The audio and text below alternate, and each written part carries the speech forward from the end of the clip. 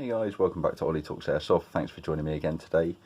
As you can see in front of you, or you may not be able to tell, this is an Ace1Arms takedown kit for the KJ Works and ASG KCO2, which are a replica of the Ruger 1022 rifle. So, what is it? What do you need? What do you get with the kit? Is it any good? Well, I'm going to try and go through those things briefly with you today. So, quick disclaimer, I've not actually had a chance to take this out into the field yet and do some proper testing with it. So at the moment it has only been it's only been shot in my house, which is a bit of a shame because I know that this is something that's pretty cool. So they do a few different versions of this kit. They do a grey, which is this version here. They do a black version, there's a tan version, and there's also a green version. And you can also choose the colour of your barrel. You can either have a black barrel or a bronzed barrel, and you can either choose straight fluting, as I have here, or you can have spiral fluting down it as well. So you do have a number of options when you pick one of these up. Why would you even want one in the first place? Well, the trick of this gun is that it is a takedown.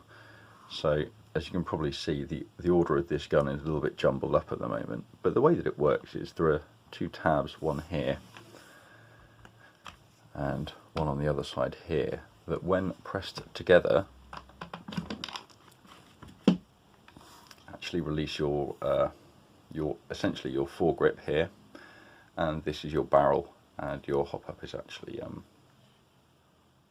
all contained within there. As you can see, I've got a blue hop up rubber because this is I believe that's a 70 degree. This gun is shooting at over 400 FPS with a .2, so you need a slightly harder rubber in it. The way that the hop up system engages when you actually put the two halves of the rifle together. So as you can see, I've got a Vortex Crossfire on here, which is a 2-7x32. This is the V something version, V-Plex I think, or something like that. Not the Scout version, you don't want to get that. So the two halves pushed together, you then pull this backwards. As you can see, it pulls that pin in, twists, and then it locks in place. So this is a Pts Griffin suppressor. I got this because I decided to put a brake on the end of here because I thought it looked pretty cool. And ultimately that's kind of half of what the airsoft game is all about, isn't it? What looks cool. As you can see, we've got a stock here at the end, so if you push this button in, it pops out slightly, and this boot almost actually comes up, and you actually have some storage spaces in the back here. These parts aren't removable, but I'm sure should you want to, you could Dremel them. And if you buy the Ready Fighter attachments, so we've got one of the standard mags here, so this holds 22 rounds and is enclosed at the front.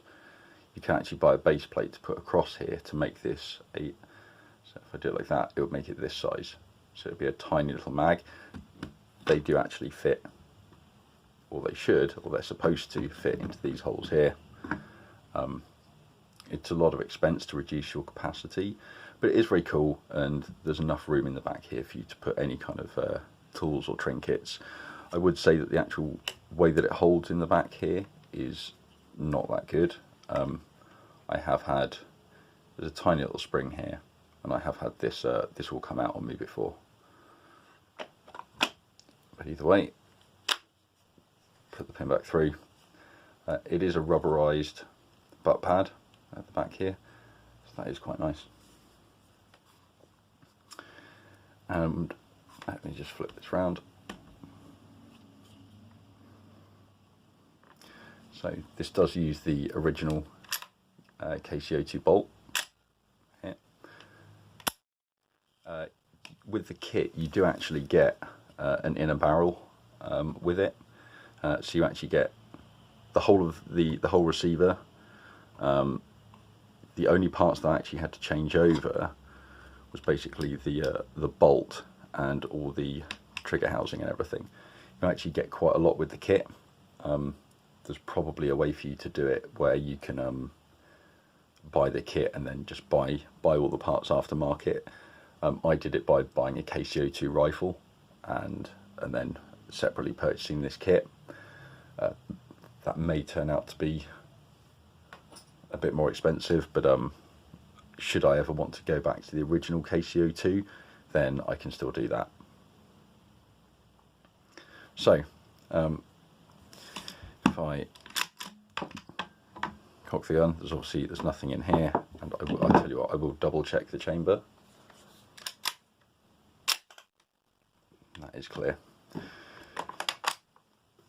So, and obviously because there's nothing in there, it locks back.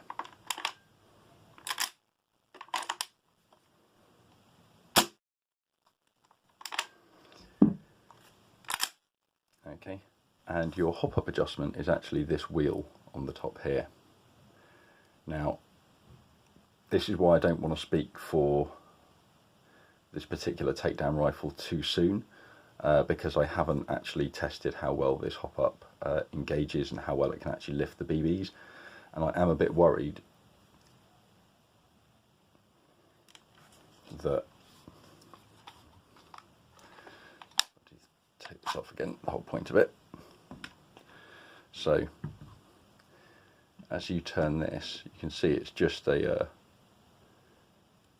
screw going through.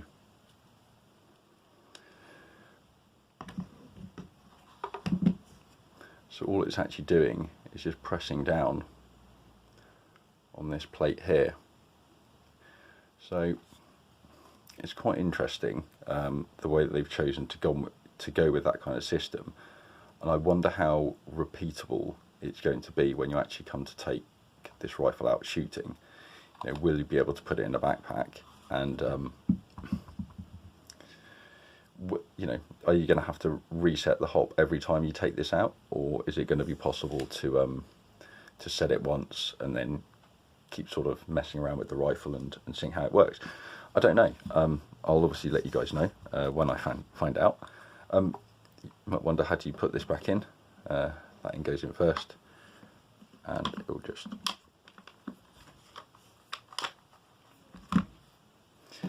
goes up and clips in.